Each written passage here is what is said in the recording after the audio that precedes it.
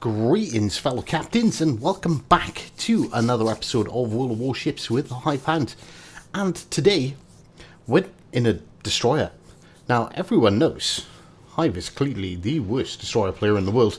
We've all seen him on live streams, humping islands again, humping even more islands, eating torpedoes.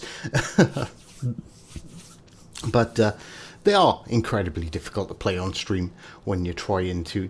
I think destroyers are probably the easiest class to do well in, but you've got to be paying attention. You've got to be on the ball, and this is one of those rare occasions where I was on the ball. So I thought, why not show it off? There's some good teaching lessons in there as well, so it's always worth viewing those. Right, okay, so I make a little bit of a mistake here. Do I? Basically, I don't want to advertise the fact that I'm in the cap, and there's going to be a teaching lesson here really quickly. That King George is going to get himself set on fire.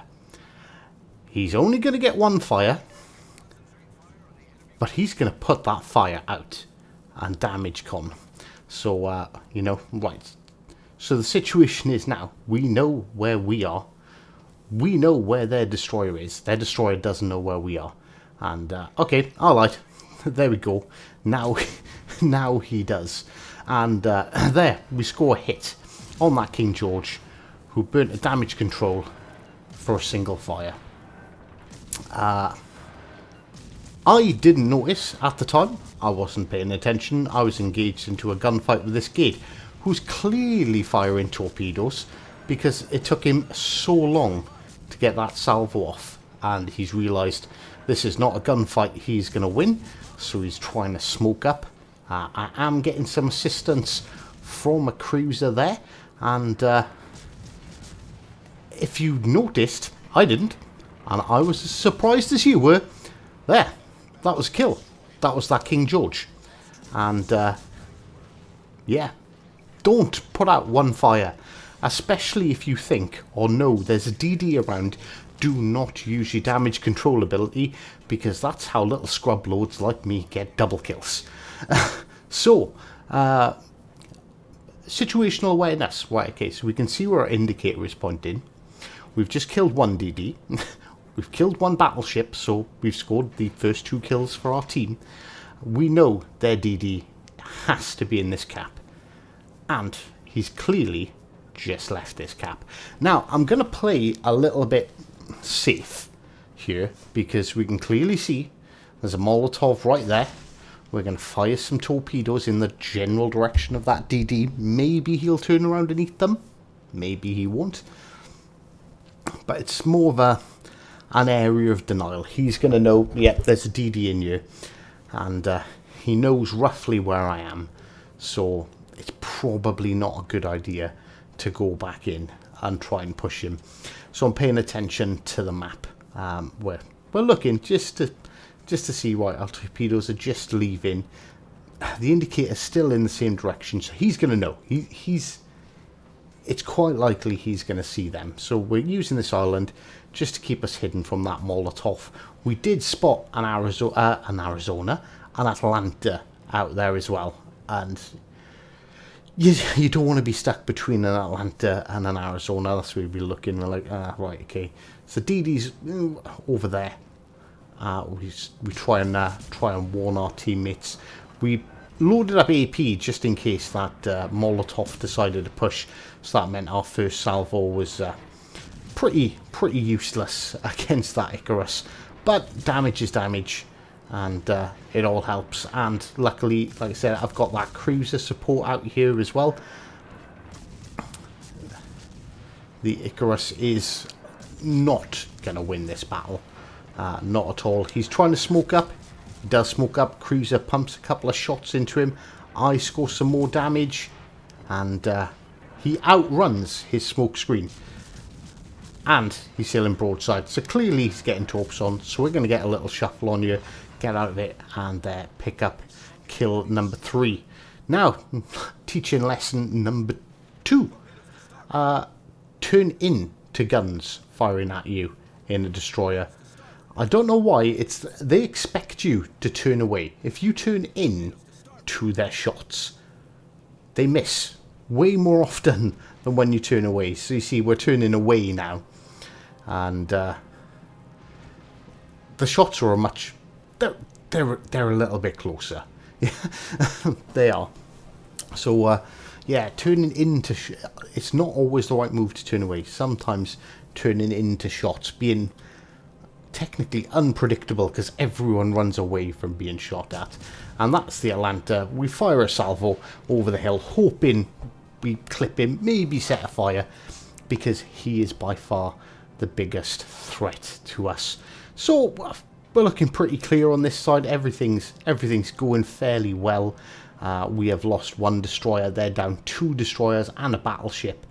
And yeah, we're going to keep these guys lit up. That's my goal now, because points make prizes, and keeping enemy players lit up so your team can hammer them is never a bad thing. Now, we're keeping an eye on this Atlanta. This Atlanta's got a radar.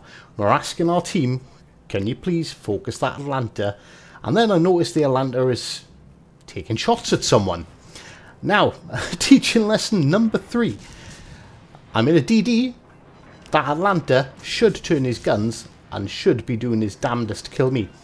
But he's not, because almost everyone in this game suffers from a severe case of tunnel vision. They don't pay attention to the map. The Atlanta's not paying attention at all to the map, which allows us to get a whole bunch of salvos off at him.